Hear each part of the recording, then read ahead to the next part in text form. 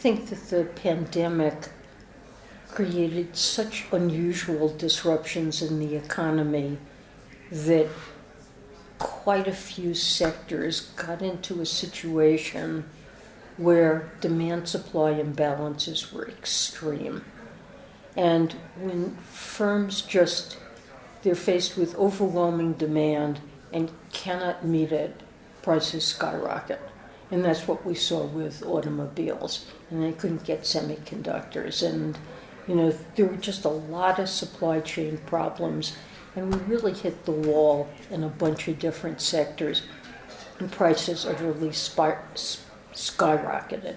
That's a very unusual set of circumstances that I think were triggered by extreme shifts in spending patterns, and then inventories disappeared, and no one had ever planned for anything like that. Look now at the tech sector. They expanded hugely. They thought they knew what they were doing, but no, they got sort of surprised too by now demand is going back to more normal patterns. So I think this was a very unusual shock. We shouldn't. And then on top of that came energy and food in Russia, Ukraine. Now you can always have energy and food, and we've had that in the past. But I mean, if you look at history since the mid-'80s, energy and food prices, they boost the rate of inflation for a time, and then if they settle down, inflation settles down too.